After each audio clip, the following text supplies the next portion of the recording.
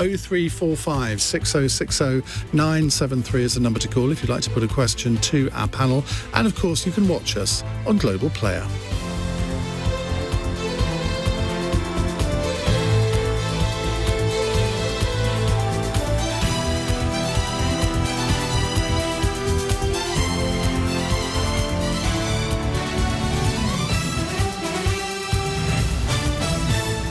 On your radio, on Global Player, and Play LBC. Leading Britain's conversation. This is LBC. From Global's newsroom at 8 o'clock, the High Court has dismissed challenges to a government plan to send some asylum seekers to Rwanda. The first flight is due to leave tomorrow as part of efforts to stop channel crossings. Mark Sawatka is General Secretary of the PCS Union, one of the organisations fighting the move. The figures now dropped again to 7. There are still further contestants taking place. My view is the flight will happen tomorrow. There will be at least one person on it. It's likely it'll be less than half a dozen. That's no deterrent. This is politics in its worst form. Ministers insist a bill which allows the government to override parts of the Northern Ireland Protocol is justified under international law because of the genuinely exceptional situation. Sinn Féin's Stormont leader Michelle O'Neill has called the move reckless and disgraceful.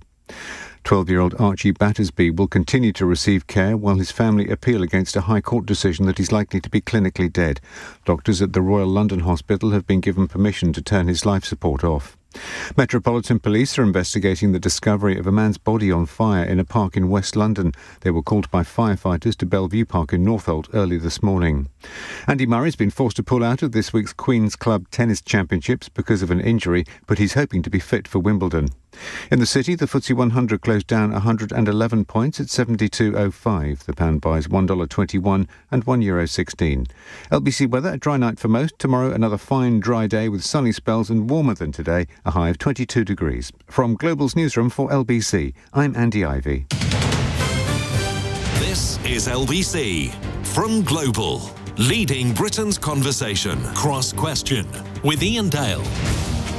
Hello, very good evening. It's 8:01 on LBC. Welcome to Monday's Cross Question. You can watch us on Global Player. Joining me on the panel are the Conservative MP Ben Everitt. He's MP for Milton Keynes North. Tan Dhesi, Shadow Rail Minister and Labour MP for Slough. He's just arrived. He's been busy voting, I think, but he'll be with us in just 1 second. Joe Tanner is a political commentator and Sonny Hundal is Deputy Opinion Editor at The Independent. They're here to take your calls. The number to call, 0345 6060 973. Call 0345 6060 973. Tweet at LBC. Text 84850. Cross Question with Iain Dale. This is LBC. Now, our first question is going to be from David in Enfield on Rwanda. But I'm going to read out a tweet from Incorrigible FCA, who's just said this. Iain Dale just told LBC listeners that anyone who thinks trafficking black and brown refugees to Rwanda is racist is deluded, frankly. And that's in quotes. I said exactly the opposite during the whole of the last hour. So I don't know what you were listening to, but it wasn't me. David, what would you like to ask? Good evening, everyone. Hi, what would you like to say? Okay, my question is, does the panel agree with Prince Charles that the transport of vulnerable asylum seekers to Rwanda for processing is, quote, appalling? So the question is, does the panel agree with Prince Charles that the Rwanda scheme is appalling? Ben Everitt. Thanks, Iain. Hi, David. Thanks for the question. So this government was elected to sort out our asylum system. The asylum system is broken. This is the path to fixing it. We are implementing a policy that people voted for. No, they didn't. This wasn't a policy in the last manifesto. Well, we said we'd fix it, and this is fixing it. We shouldn't forget that we are a welcoming, kind-hearted country. But this is government that takes big decisions. We take tough decisions for the long term, and nobody would deny that we didn't need to fix the asylum system. In particular, where the Nationality and Borders Bill applies is to people entering this country illegally, people who are being trafficked, people who are outside of the other asylum routes that we have to this country. We take on a load of refugees, lots and lots, as we've witnessed from the Afghans, the Ukrainians, the Syrians, the British nationals overseas, the Hong Kongers that we've welcomed. But we're sending the Syrians to Rwanda, apparently. So what we're trying to do is get a grip of the situation. The worst possible thing, the most immoral thing we could do would be to do nothing and to not solve this problem and not address this issue. Jerking your knee to a sort of something must be done idea is almost as bad, isn't it? Because the logic of this policy is supposedly that it will deter people from risking their own lives by crossing the channel. Is that not right? Ultimately, that's exactly. How is sending 100 people at a time to Rwanda, because the accommodation there will only take 100 people, 500 over a year, how is that a deterrent? Well, I mean, what we're doing now is accommodating them here in the UK. Those that are fortunate enough to make this dangerous crossing. But how is this a deterrent? I mean, if you've got a 1 in 100 chance of being sent to Rwanda, that's not a deterrent. The deterrent is if you said every single person that comes across will go to Rwanda. It absolutely is a deterrent, because we saw as soon as we announced the policy for a short time, the channel crossings stopped. That's because it was bad weather. Well, there'll always be bad weather in, but this is a deterrent. People are talking about this. It is getting through. This is a policy that is getting through. There were 100 people came over the weekend to Dover, so it's not getting through to them. But it will do. This is getting a grip of the situation. So if we send 7 people to Rwanda on this flight tomorrow, and I suspect it won't even be 7, you think that's a deterrent? I think that when this flight takes off, and the media around it will be great publicity for. Seriously, what if there are between 1 and 7 people on it? You think the taxpayer is going to think that's value for money to spend tens of thousands on a charter flight to Rwanda with 1 to 7 people on it? Give me a break. So if you talk value for money, it is costing us hundreds of millions of pounds a day to host people in hotels across the UK, including in Milton Keynes. I completely accept that. So the value for money is a problem that has to be addressed. This doesn't do it, though. This is addressing it and will addressing it. Successive governments have not addressed this. This government is getting a grip of the situation, taking those tough decisions for the long term. The alternative is to do nothing and to carp on from the sidelines, and that's not what we're doing. We're getting on with it. Dhesi, would you accept that there is a huge issue here and it is the responsibility of the government to do something? Now, you may not, I suspect you don't agree with this policy, but what's the alternative? Well, Iain, pleasure to be on your show. And with regards to the proposal to send people over to Rwanda to ship them off, I think, frankly, is an unethical, unworkable and extortionate policy which will end up costing taxpayers billions of pounds. I think this has been billions? done. How do you justify billions. that accusation? I will come on to that. In essence, Iain, it will be cheaper to put somebody up in the Ritz than it would be to ship them off to Rwanda. If we look at the Australian example, from whom Priti Patel and Boris Johnson seem to be getting all their derived knowledge, that policy cost them approximately £5.5 billion. That's working out to be about £1.7 million per refugee. Now, that's why I said it is cheaper to put somebody up in the Ritz than it would be to ship them off to Rwanda. And I think the legal challenges around this, not to mention the unethical nature. Well, they failed. Legal challenges have failed. The High Court has said, no, this is perfectly okay. But I think in terms of how this is going to pan out, this is going to be a war of attrition with regards to each individual's human rights, with their lawyers getting involved. And I think ultimately what should be being done, to answer your question, is that the government needs to sit around, work out with the French, rather than being involved in megaphone diplomacy. They've been doing that for years. It hasn't worked. But what they've been doing is megaphone diplomacy via Twitter, which has really got the backs of the French up. What that has reduced is the cooperation.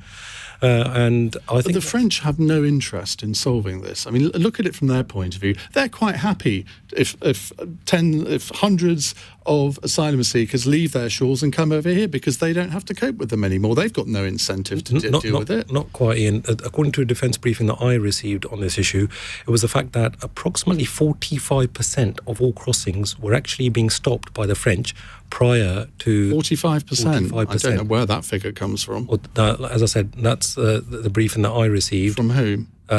a defence briefing based on From whom? I can't disclose it because it was Chatham House rules, but it was because some of us were quite taken aback, and we did confirm not once but twice to say, are you sure that that's what's happening? So in essence, the French have been doing their level best to make sure that they are stopping the boats from actually leaving French shores.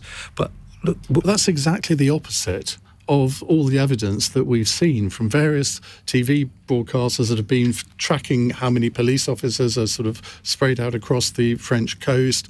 And Priti Patel has been asking the French government to do much more on this, given them quite a lot of money to help them to do it, with very little effect, apparently. Not quite. Apparently, all the money did not see its way through.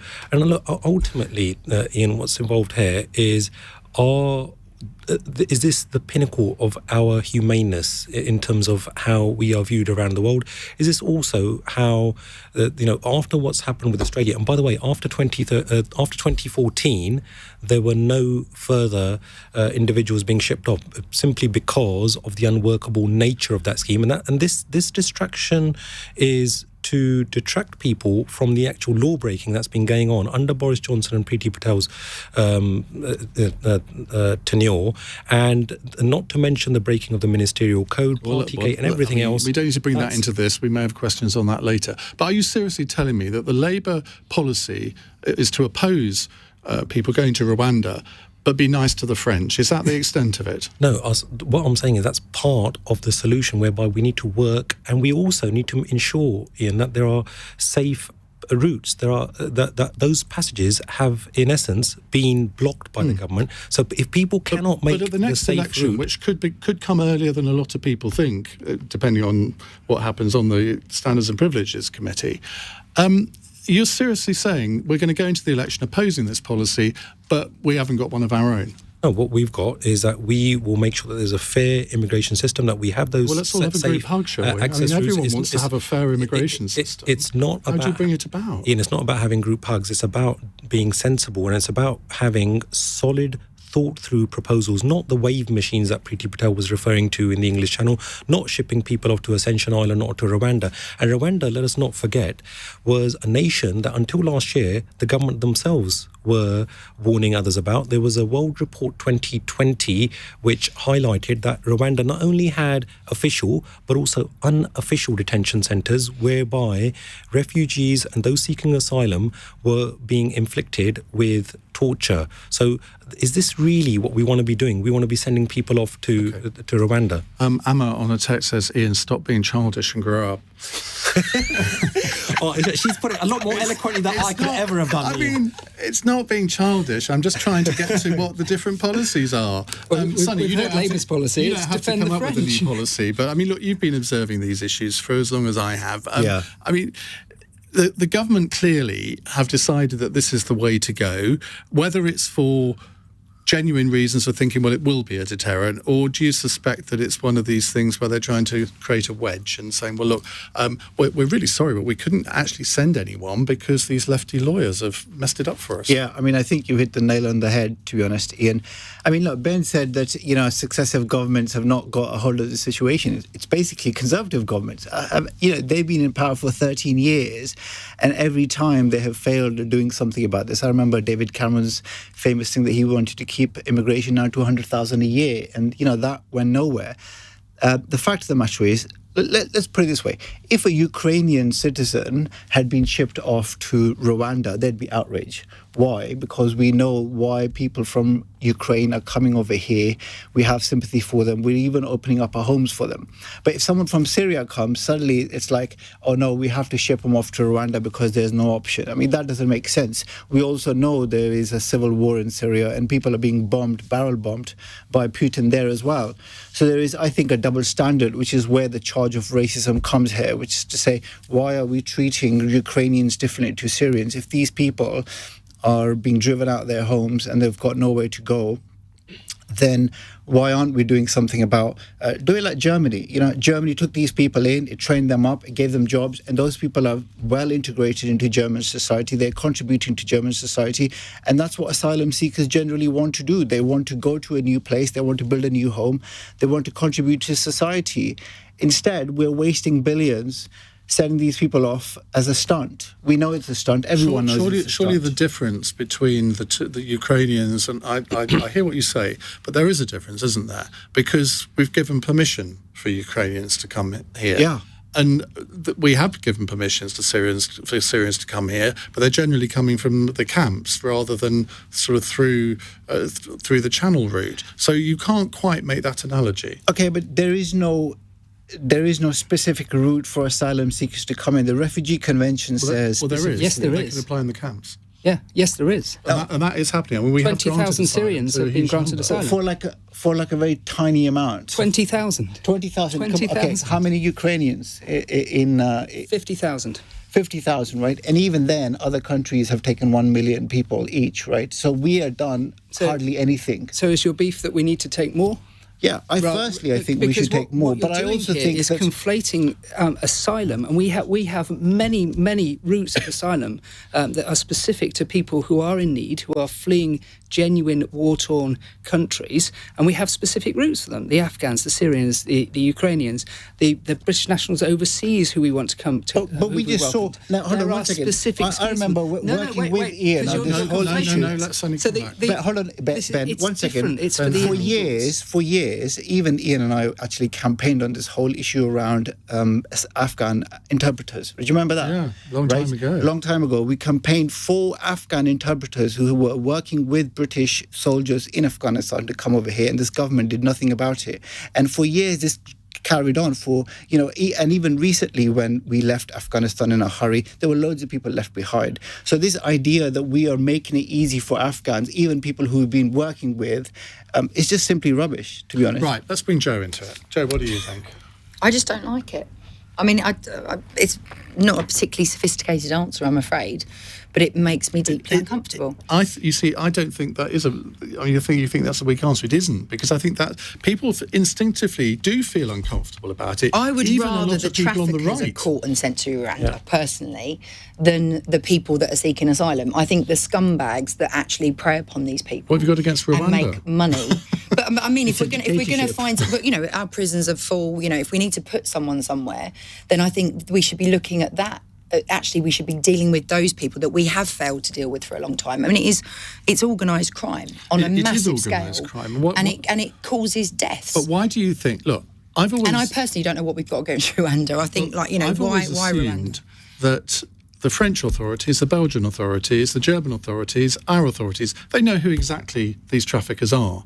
So why don't they arrest them and put them behind bars? I genuinely do not understand why we have not managed to get a grip on that, because surely if the penalties for those people were that much harsher, would we not actually get closer to dealing with the problem? So you're saying that's where the deterrence I think we should go after the criminals, quite frankly. And then, these are nasty people. Does anyone have an explanation as to why these people traffickers are not being held to account? Well, part of the problem is that it's a very lucrative industry. People will pay who are desperate, who are leaving, whether it's climate change, whether because their houses are being flooded, or because they're leaving because they're in the middle of a civil war, right? They're going to be desperate enough to pay people to come over here, or anywhere, to be honest. I mean, the UK isn't the only destination. They're going all over Europe. They end up in Lebanon, across other countries.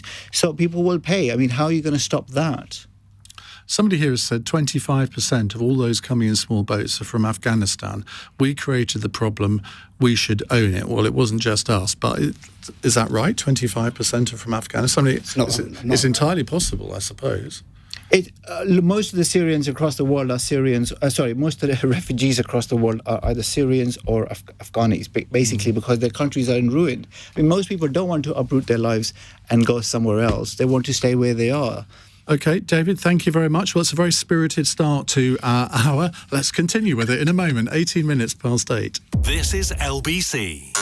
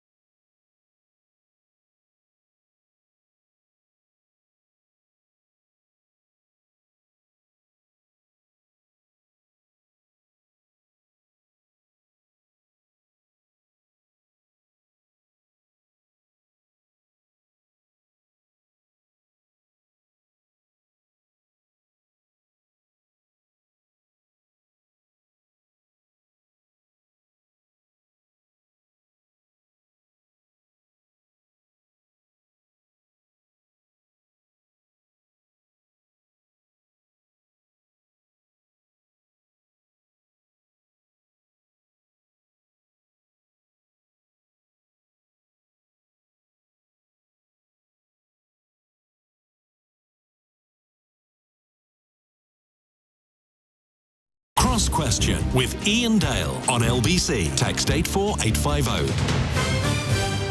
It's 21 minutes past 8 on LBC. With us in the Cross Question studio, Ben Everitt, Conservative MP for Milton Keynes North, Dhesi, Shadow Rail Minister and Labour MP for Slough, political commentator Joe Tanner, and Sonny Hundal, who's Deputy Opinion Editor for The Independent. He never asked me to write anything for them, but there we go.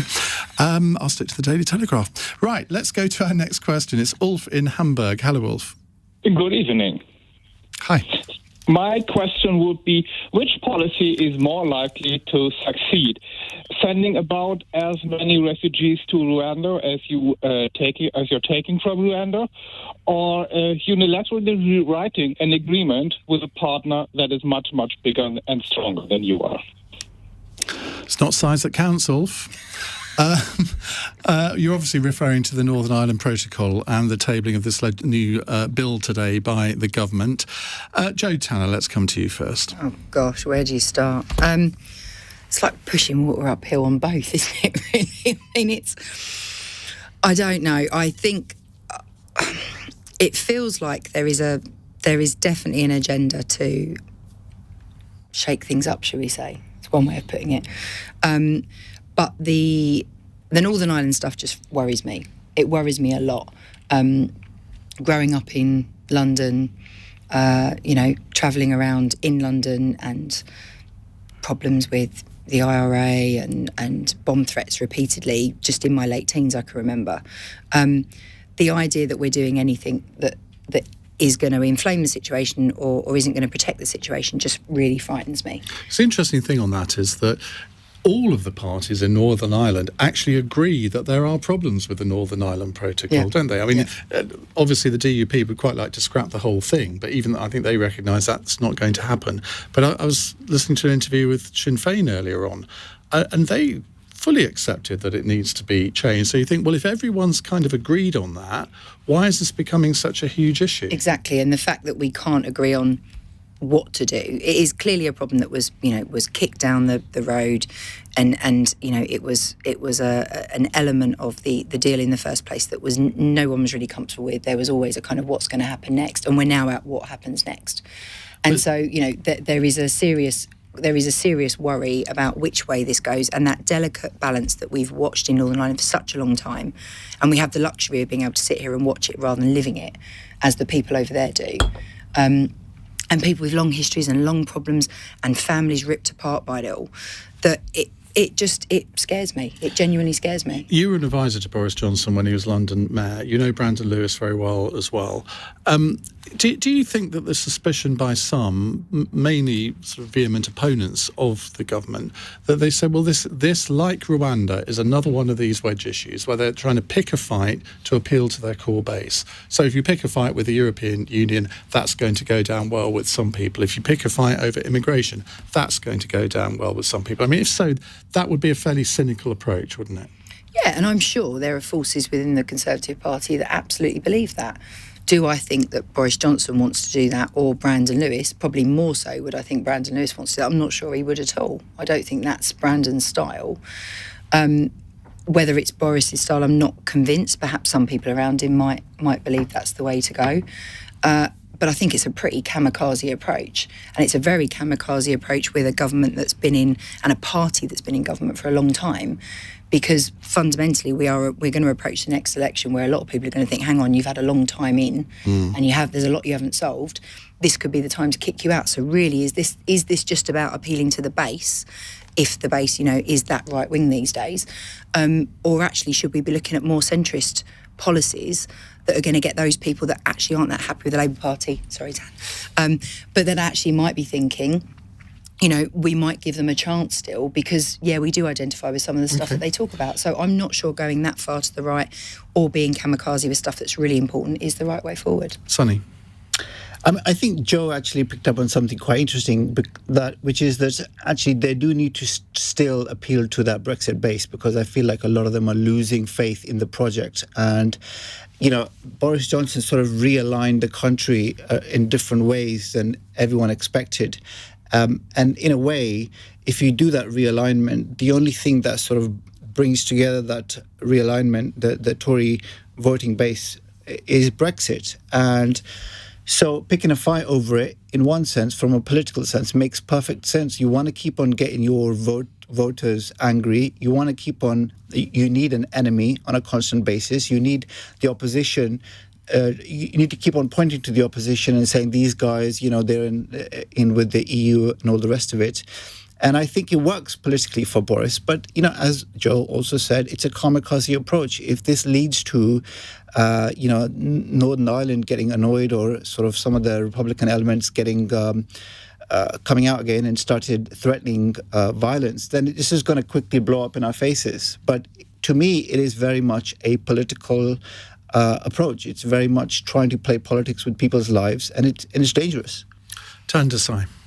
Well, Iain, the incredible wit used by your caller, I think, illustrates the farcical situation, unfortunately, that we find ourselves in. I've already outlined the unethical and extortionate nature of the Rwanda policy of this government.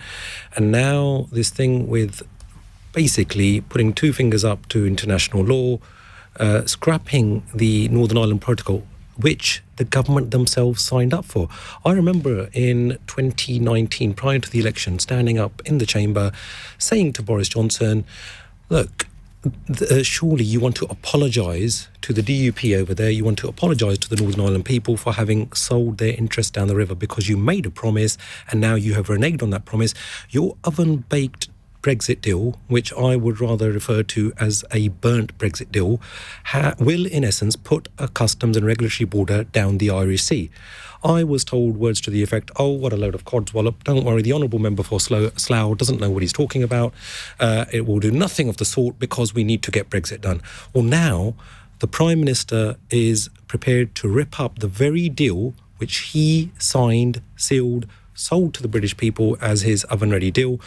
And I think this will make us even more of a laughingstock within the international public. And it was also, let us not forget that if this then somehow leads to a potential trade war with the EU at the very time that we are going through a cost of living crisis, when people are having problems putting food on the table, there are issues with regards to businesses going through an excessive amount of red tape. People in Northern Ireland cannot bring over goods from mainland Britain because of the complexities of this protocol and this Brexit deal. So, yeah, all round, it is absolutely farcical. And that's why your caller has hit the nail on the head. They're both extremely bad. So what would you do about the Northern Ireland Protocol? Be nice to the European Commission as well as the French. Well, no, look, Labour outlined very, very early on that we needed to take a more cooperative and collaborative approach with the European Union. We didn't agree with this protocol per se, but reluctantly agreed to it. My question was facetious, clearly, Yeah. but it was for a point, to make a point. And the point is that it falls into Boris Johnson's trap, doesn't it? Because he loves to portray Keir Starmer as a sort of EU-loving former shadow Brexit secretary who still opposes Brexit, although Keir Starmer's position now is seemingly very different to that. But if you say, well, we've got to sort of essentially be a lot nicer to the European Union, again, in the red wall seats, which Boris Johnson won at the last election, and it was him rather than the Conservative Party, you're falling into his trap. Well, I agree with you that this, in essence, is red meat. It's to the Tory base, to the more right-wing elements of that, in order for Boris Johnson to distract from the government's failings. But in essence, the only solution is not about being nice to the EU. It's about doing what is in our national interest, doing what is something that is sensible, because we cannot go about basically sleepwalking into a trade war with our Irish neighbours as well as other European Union neighbours. So that's where I see this. Ben Everitt. Well, this is another example of taking tough decisions to fix a problem that needs addressing. And this government is that going to be your answer to every question? It depends what you ask, Ian. But this government's not afraid of making these big calls. And Tan has highlighted some of the issues that relate to the Northern Ireland Protocol surrounding the movement of goods, the kind of the dual system that we're running on standards, the fact that people in Northern Ireland, because of the way that the protocol has been implemented, are not accessing some of the benefits of that we are in the rest of the United Kingdom about VAT. But Northern Ireland's GDP is growing, whereas the rest of the UK it's shrinking. So from that point of view, the protocol is working. I wouldn't relate the two directly. I'm not entirely sure that. The reason is that they have access to the single market, and the rest of the UK doesn't. So what we're planning on doing is simply implementing some changes that more or less are in there anyway, in terms of the trusted trader scheme and the green channel and the red channel for goods going across the Irish Sea. We're not actually doing anything that is particularly profound. We would have preferred to do this by negotiation, and in fact, the door remains open for talks. The EU have not come to the table to talk about how this. Well, they have come to the table. They just haven't agreed to make the changes. Yeah. How does this affect Britain's international reputation? Because for the second time, we're about to break the international law in what Brandon Lewis would call a limited and specific way. So international treaties get renegotiated all the time. Yeah, but this isn't a negotiation. This is a unilateral declaration. It's not working for us, and we're fixing it. So that happens. And you're all happy the time. to break international law. Isn't this something that you negotiated yourself, though? I mean, this was your deal that you're now saying is not working for us. So yeah, we got Brexit over the line despite all of the opposition in Parliament and elsewhere, and particularly despite the opposition from the European Union, who did the Prime Minister lie to get this over the line, to get Brexit done? No. Well, that's what a lot of people... I mean, you can look at the facts of the matter, and, I mean, there are various statements that he made. So, as Tan said, there will be no border down the middle of the Irish Sea. Well, there clearly is. But yeah, we got to where we are by doing what we needed to do to get it over the line. It wasn't perfect, but we were limited by all the opposition in Parliament, by people who never really actually admitted that they'd lost the argument on Brexit. And for 4 years...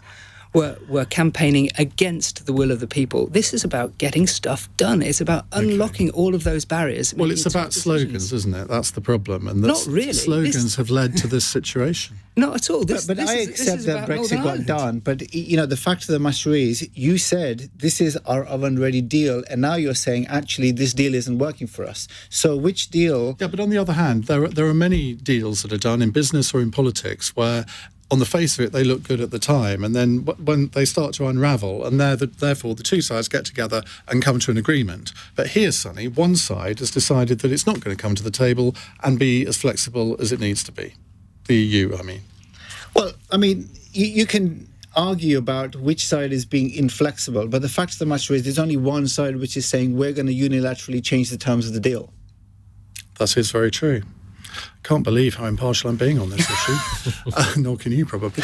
Right, we will come to more of your questions in a minute. Ulf, really good question. Thank you very much indeed. It's 8:33. Andy Ivey has the LBC News headlines. Appeal court judges have rejected attempts by campaigners to block the government's plan to send some asylum seekers to Rwanda tomorrow. The flight will take off as planned, with fewer than a dozen expected to be on board. The United Nations High Commissioner for Refugees has called the policy all wrong. The Irish Prime Minister says the UK government's proposals to change parts of the post-Brexit trade agreement with the EU are a new low. If the bill passes, the Foreign Secretary says it'll make it easier for goods to pass between Britain and Northern Ireland. Kevin Spacey is due to appear at Westminster Magistrates Court on Thursday after being charged with sexual offences against 3 men. The allegations against the 62-year-old former Hollywood star date back to 2005, 2008 and 2013 in London and Gloucestershire. LBC weather, a dry night for most. Tomorrow, another fine day with sunny spells and warmer than Monday, a high of 22 degrees. LBC. The Sky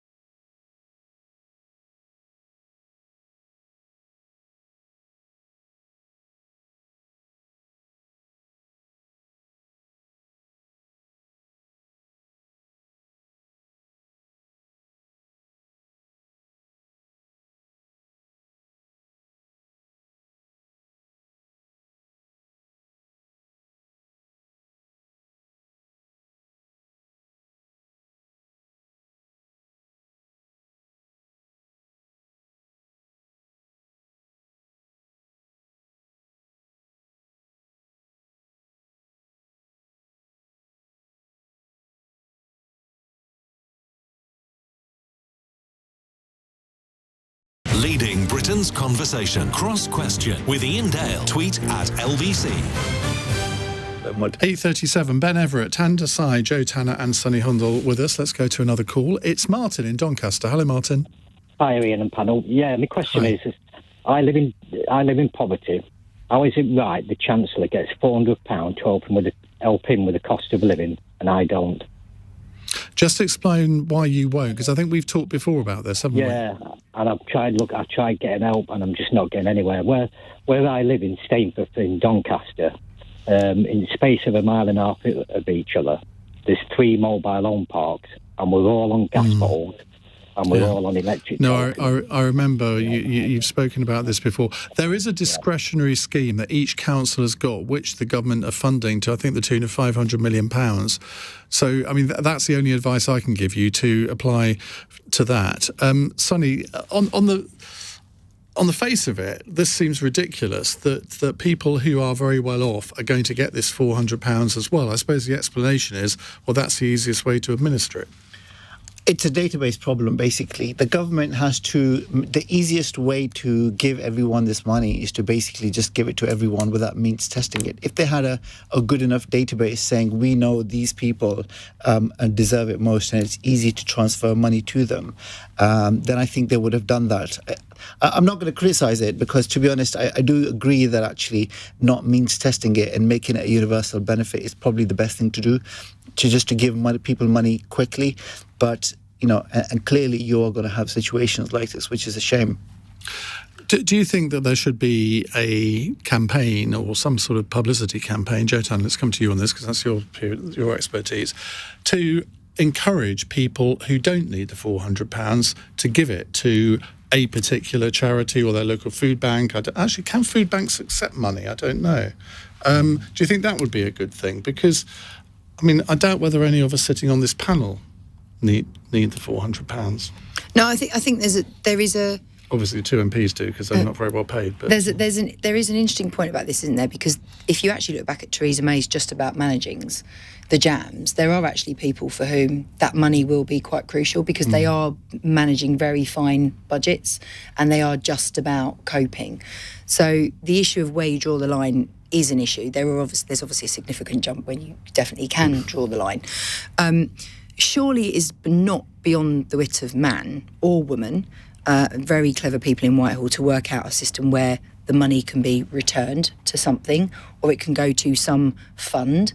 Most people are on electronic, internet banking, etc., and should be able, if you've got the money, you don't need it, that you could then return it in some way. Because I could totally understand why taxpayers would say, well, I don't agree with the money that I've paid into the system being paid to some random charity that I don't like. I'm sure if we go back to the hardcore left-wingers or right-wingers, quite frankly, not liking decisions that some people will make about where that money goes. And quite frankly, some charities that it will turn out afterwards, as we've seen before, were dodgy, haven't got the right systems, someone's paid in thinking it was the right thing to do and it's the wrong thing to do. So there'll be an abuse of taxpayers' money in some way. So I don't understand why we can't come up with something, because surely it is as simple as a bank account with a sort code and an account number which you could then return the money to. Now, OK, it might not get everything, but surely it will get a decent chunk back from the people that recognise it's not something they need. Ben Everitt. I think that's a really interesting suggestion. I mean, the key here is speed. It's reacting as quickly as possible to get the money to the people who need it. And as Sonny pointed out, we're sort of constrained by the database problem. So a kind of a sort of a flat payment is probably the best way to do it at speed. I recognise the suggestion that Joe's made as a potential thing that could be implemented later. But people are feeling the pinch right now, and with the energy bills are sky high as a result of both the global inflationary pressures and the Russian aggression in Ukraine. So £15 billion rebate is a pretty chunky package at speed, and that is £650 to people who are on universal credit. So that's 8 million households that will benefit from that £650. And there are actually quite a lot of people, I think millions of people, who will benefit to the tune of over £1,000. So the whole package is a massive package, but there are people, inevitably, that fall through the cracks. However, Martin, somebody on Twitter has some good news for you, but I don't know if this is right. It says, your caller says he can't get £400 is wrong because he lives in a mobile caravan. It's being paid to all properties with an electric meter. So I suppose the difference is your electric meter separate from the main one? And obviously I don't know the answer to that. Tan? Well, Ian, I think this is where the package needs fine-tuning. That's why Labour, when we propose that we need to help everybody, because everybody is going through the cost of living crisis, but then those that need it most, especially those individuals who receive a homes grant, that should be significantly increased from £140 to £400 as we initially planned. And if we have a windfall tax, and a proper windfall tax rather than the watered-down version, which the government have now come up with, that would have ensured that those most in need would have got a large amount of support. But I'm glad that after 5 months of the Labour Party actually proposing a windfall tax, that the government did eventually copy-paste that policy, although not fully. And no, because they're raising double the amount that you would have done. No, they are. 6 billion. You wanted 3 billion out of it. No, what we wanted was to make sure that we have a one-off windfall tax which would have ensured that we got at least £600 off everybody else's bill. And that's the key thing here, is to make sure that we had that in place. But because the government delayed for about 5 months, Ian, what that actually meant was that there was at least £50 million added daily to every individual's bill. And that's... No, I accept they took a long time to get there, but the policy that they've actually implemented is raising far more money than your policy would have, and they are, for people who are most in need, I mean, some people are going to get between £1,200 and £1,400, which again is far more than Labour was proposing. Sorry, just to clarify on that point, Ian, the Labour Party was proposing more tax on the oil companies, and what the Conservative Party have done is tax them less and borrowed more. So there is a difference. How come they were going to raise 3 billion and the Conservatives are raising 6 billion? The Conservatives only put about 25% tax on the windfall that the energy companies have had. Labour would have had 35%. So there is a difference in how much they would have taxed the companies. What's happened is that the Conservatives have only taxed the energy companies for about a third of the tax for the actual windfall. The rest of the money is coming from borrowing. Right, and so we're borrowing money. I just don't follow that, because according to the figures that were published, the windfall tax, although they don't call it that, will raise £6 billion, and Labour said they would raise £3 billion. So something doesn't compute there, if what you're saying is right. So there is two elements of this windfall tax. One is the money that is coming from oil companies. The second bit is money that's coming from borrowing. The money that's coming from borrowing for the Conservative proposal is much bigger. Right? The Labour Party said, we're going to instead not borrow money, but we're just going to tax the oil companies more. That's the difference. Well, I'm still not quite with you there, but obviously I accept you must be right. But someone recording this? I don't know if I've ever heard you say You're that. not going into that. Right, we're going to move on to the RMT and strikes in a moment. It's 8:46. LBC, Nick Ferrari at breakfast. We have now the benefit of Boris Johnson. The flight due to take people to Rwanda. You and your colleague Priti Patel are failing to deport them. They're all having appeals, and there could be fewer than 10 on the plane. We knew that this policy would attract attacks. There are those very active lawyers, as you know, in this field, and I have the utmost respect for the legal profession, but it's also important that we stop criminal gangs. Is Prince Charles wrong when he says it's appalling? How come you know better than he? I do think that it's the job of government to stop people breaking the law and to support people who are doing the right thing. That's what we're doing. Nick Ferrari at breakfast. Back tomorrow morning from 7. Listen on your radio and on Global Player. LBC. If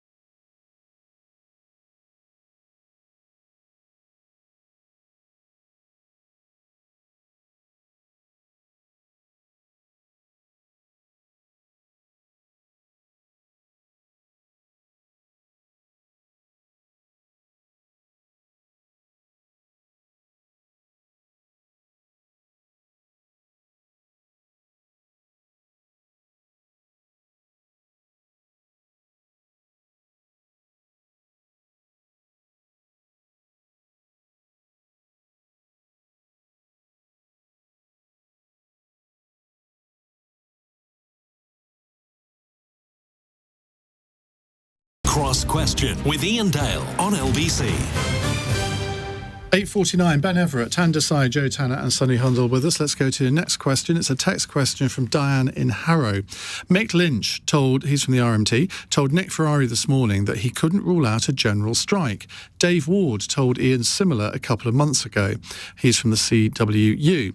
Is it likely, and should Labour support it if it happens? This is nightmare on Downing Street, isn't it, for you, Tan? I mean, this whole talk of strikes and Labour being associated with them. You've had Lisa Nandy, Wes Streeting saying that they support the RMT strike, and now there's talk of general strikes. Where do you stand on that? Well, nobody wants a strike, whether it's the Labour Party, whether it's the British public, and I think that's why we need the government to make sure that they actually hold strong conversations and strike out a sensible solution, a deal which is there to be had. Now, let's not forget why the likes of the RMT are proposing their strikes. Is because there have been huge cuts to services, about 19,000 services cut, so people are having to wait, rather than catching 4 trains an hour, sometimes they're only catching 1 or 2, and there are further 10% cuts to regional budgets which are being proposed. On top of that, there are proposed cuts to safety and maintenance checks. On top of that, the rail workers that I've been discussing in my role as Shadow Rail Minister, where they've said, look, we've not had a pay rise, most of us, for 2 or 3 years, so something has to give, and now we've got a cost of living crisis, and that's why union members or individuals just generally, if they are not getting a decent wage... So basically... this will affect people who are being affected by the cost of living crisis because they won't be able to get to work. It will affect all of us, and that's why we need to make sure that there is a sensible deal thrashed out. And I know that for the last 2 years there have been discussions, and yet there has been no increase proposal. There have been no negotiations. Mick Lynch told me that himself. So they're going to go on strike before negotiations have even started. That's a new tactic. Do you support that? My understanding is that for the last 2 years there have been discussions, there have been negotiations. Unfortunately, there hasn't been a proposal that has been acceptable, in the sense that people have wanted a decent pay rise. As I said, if somebody hasn't received a pay rise for 2 or 3 years, then no doubt that's going to get their backs up. You've just trotted out completely the RMT line. Mick Lynch could have been sat there saying all that you've just said. So I thought Mick Lynch just said that, or according to yourself, Ian, was that there haven't been any negotiations. No, but he thinks there should be, but he wants to go on strike before they start, which, as I say, is a bit of a new tactic in negotiations, isn't it? Well, from my understanding, that there have been discussions and negotiations, and now we need to make sure that ministers, rather than constantly trying to save Boris Johnson's job on a daily basis, they should be out there doing their job and negotiating a settlement. So if you'd been an RMT member, how would you have voted in the strike ballot? Well, I'm not an RMT member, but if... No, but you're Labour's Shadow Rail Minister. I think our audience would quite like to know, do you support this strike or not?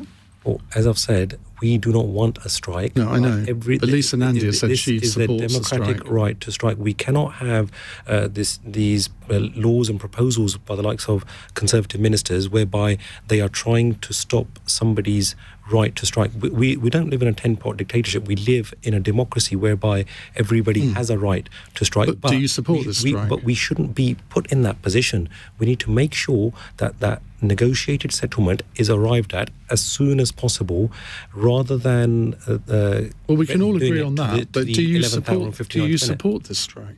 It's a simple question. Lisa Nandy's answered it. Wes Streeting has answered it. Why can't you? Well, as I said, we don't want the strike. No, I know that. You've said that 3 times now. So if there is a strike, then that's their democratic right to engage in that strike. And if I'm asking is if you would support the strike. Well, if there is no... you can't sit on the fence on this. You're Labour's Shadow Rail Minister. Either you do support it or you don't. Ian, as I've said, if there is no negotiated settlement, if there isn't a good proposal, then obviously, we've got no option but individual striking, and then obviously we would have to support that. So do you not support a strike then? Let me do it the other way around. As I've said, Ian, we do not want a strike. I don't think anybody wants a strike. We need to be making sure that 4 times now. I do not understand why, if your colleagues can say unequivocally that they support the strike and you are Labour's Shadow Rail Minister, you're prevaricating. You're sitting on the fence. No, I'm not prevaricating. You are. Prevaricating. I just want a yes or a no answer. In terms of all these complex issues, what we need to do is to make sure that there's a negotiated settlement. If not, then obviously there will be a strike, and that everybody has a right to strike. And if they are striking, then then if they're not getting a decent wage, then obviously we're supportive of that. All right, I give up. Ben? I don't support the strike. I think it's absolutely outrageous. I think that the RMT have timed this to cause maximum pain for rail consumers. But isn't that what trade unions would do? I mean, if you're going to have a strike, you want to do it at a time when it gives you maximum negotiating advantage. Well, they're not even negotiating. There's no negotiations. As you've just said, they're just having a strike. No discussions, it's absolutely outrageous. This has come at a time when people are really feeling the pinch with the global cost of living crisis, about the global inflationary pressures, the pressures on fuel. This is a real kick in the teeth for commuters and for service users. It will cause absolute chaos, and they're doing it deliberately. The Labour Party need to get a grip on this. Do you not worry that you've got not just this strike, but Mick Lynch and Dave Ward, two very senior union leaders, both freely talking about the prospect of a general strike? Now, to my mind, we've got echoes of 1979 here, when there was a winter of discontent, inflation was high, unemployment was growing. I mean, admittedly, that isn't happening at the moment. But do you not sort of worry that we might have the next sort of 9 months of very large industrial discontent, which we haven't had for many years, and it's under a Conservative government? Well, of course I worry about the cost of living. I worry about the impact of that on people, and the government is taking action to deal with that and to address those problems. But these strikes are timed to come at a period when people are really struggling. It's absolutely outrageous here. Sonny. I thought there were two funny things that Ben said. The first one was that he said... laugh. I was laughing internally, I have to say. Firstly, he said, Labour need to get a grip on this when you're in government, not Labour The Party. unions are their paymasters. Well, no, that's not true. The unions ignore the Labour... If it's a general strike... They haven't been for 20-odd years. If it's a general strike, unions that fund Labour will be on strike. Would you support them? I think I've already answered Ian's question. No, you haven't. To be fair, you didn't. But here's a simple point, though, isn't it? If you just said that there is a general cost of living crisis, that people are feeling the pinch, right? If you haven't had a pay rise for 2 years and you're facing 10% inflation, aren't you going to be angry? Yeah, but if you're somebody on $22,000 a year commuting into London every day, and you look at average members of the RMT being paid £40,000 or £50,000 a year, you're not going to have any sympathy with them at all, are you? Well, I don't think that's true. I think people would... Hold on. Well, you're making a lot of assumptions for people who work in other jobs, but the fact of the matter is that if you feel like you are being shortchanged by your employer, that you are not getting a pay rise along with inflation, then you're going to be angry at your employer at the very least. Quick answer for me. But the thing I like Tan, but the thing that worried me about your answer, was that we've had cuts to services. Well, we're being told daily that no one's going into the office anymore. So of course we're going to start cutting services when people aren't using them. So I don't think, if people stop buying stuff, unfortunately, people lose their jobs, things change, we have to move with the times. If we're not using the services as much and actually things are getting cut, then I don't think that is a good enough reason for people to strike. Now, I appreciate stuff about money, I appreciate stuff about people's standard of living, people being paid a fair amount for their work. But I cannot believe that we're in this year and that we're having conversations about general strikes, that we're having mass transport strikes would just be shocking. And actually, if we are going to get to grips, Tory government to get to grips with something, this is the sort of stuff they really should be focusing on. Shouldn't we also remember that during the pandemic, not a single rail worker lost their job? £16 billion was put into the rail system to make sure that it could continue to function. Doesn't that need to be part of the equation as well? But Ian, let us remember that we didn't just do that for the good of the rail workers. We did that for our collective good. Of course. For keeping but it is a fact that not a single one lost their jobs. Without those trains, without those buses, without that support, the economy itself would have ground to a halt. And let us not forget that those rail workers and those transport workers were going out there fearlessly during the first lockdown, during the height of the pandemic, as key workers, just as NHS workers. When many of them actually lost their lives, they were out there doing their bit for the country. And that's why I think they deserve a decent wage, and that's why I think the government needs to get a grip and get a negotiated... Kevin in Oxfordshire is not happy with me. Typical Dale, kick the Labour Party representative around the studio for his own fun. and leave the Tory boy off the hook regarding the Northern Ireland Protocol. Do you feel I let you off the hook, Ben? Oh, wow. Well said. No comment. Disgraceful public broadcasting, he says. Well, honestly. Anyway, let's go on to our final text question. This is from Molly in Keighley. An engineer at Google says their AI system may have its own feelings. I always like to imagine my car is alive. Which inanimate object would you like to bring to life? Who would like to go first? Anyone got a ready-made answer to this? Trying to give a clean answer to that one. We've gone past the time. Joe, we'll come to you first then. Does it buzz? Excuse me. I'd say my kettle. I hate that bit where I have to wait for the kettle. You know you want a cup of tea. I'd love for it to have predicted that I'm going to want the cup of tea before. Wasn't what I was expecting. Well, I thought I'd raise the tone again. I would say a pen, because we write so much. I know many people are into typing, but I do write a fair bit, and I think that if the pen could have AI and if it was able to derive its thoughts, that would be absolutely incredible. Imagine what you might sign up to, though. Maybe a keyboard, though, is sort of the vigour with which you Boris type. Boris Johnson will blame it on the pen. Right, so we don't want that, actually. Or blame it on the sunshine or the boogie. Sunny. Well, probably my fridge, because to be honest, I keep losing track of what's in there, and they keep on promising all these smart fridges which will tell you when you run out of things, but they never appear. As long as it doesn't discover a sense of smell. Exactly. I wish you told me that something had gone bad. That would have helped, but sadly, I'd say my fridge, to be honest. Okay, Ben. Well, actually, following on from Sonny's fridge, it's the TV remote, because I'd like to be able to ask it where it is. And one time I actually did manage to find it in the fridge. I have no idea what I've been thinking. That's the menopause, that is. And this is a person who wants to run the country.